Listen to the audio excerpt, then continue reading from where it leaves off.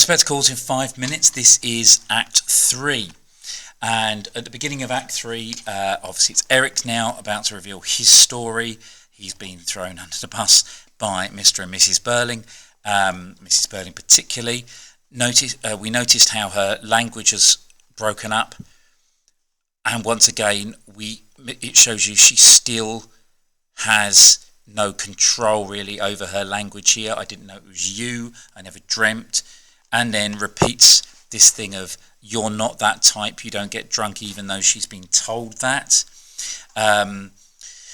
Burling talking to Sheila here, same as with Mrs. Burling. She talks about her attitude. Burling thinks about loyalty. That's the important thing to him. Not truth. Okay, loyalty comes before truth within a family. Okay, obviously when it affects him particularly. We go into Eric's story. Before we do, we see, first of all, the inspector overruling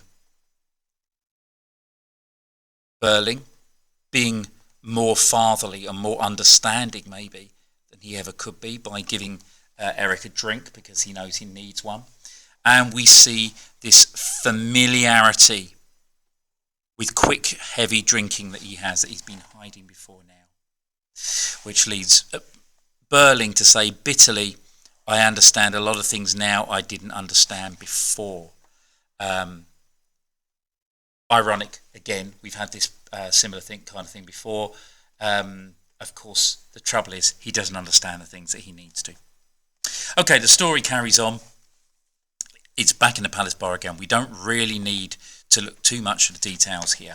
Many people make this point here about, I was in that state when a chap easily turns nasty and I threatened to make a row.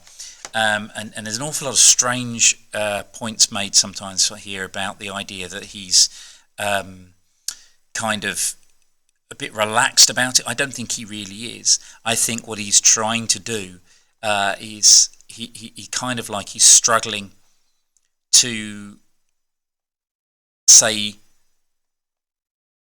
me, really. Okay, I was in that state when I could easily turn nasty. He's trying to kind of like draw it out a little bit more because he's still causing all the problems.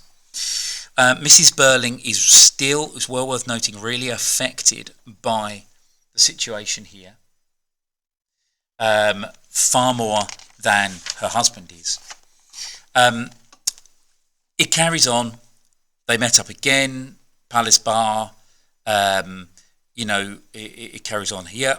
Once again, just like we picked out with Gerald earlier, once again, Eric is basically insulting prostitutes, fat old tarts, prostitutes or certain kinds of women anyway that he sees.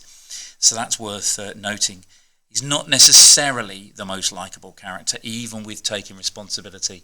Obviously, from our point of view, it's because what he's told us, essentially, is what we would describe as rape. Whether Priestley sees it that way is another matter. She refuses marriage to him. In a way, she treated him as if he were a kid, okay, which again shows, I suppose, Eva's maturity. As we went on. We go back to this story, £50, and of course, this is what bothers Burling the most. That's one of the big points in this section here, isn't it, really?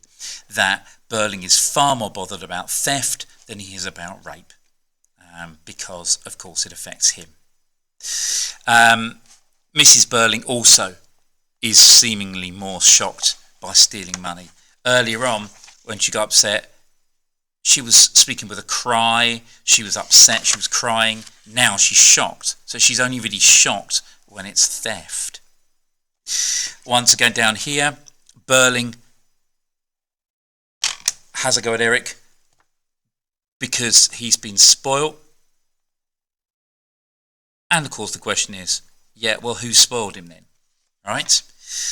This is in reaction to Eric's phrase, you're not the kind of father a chap could go to when he's in trouble, actually speaking the truth to him first of all. It carries on really. again, telling the story, but what happens is he finds out about what Mrs. Burling's done.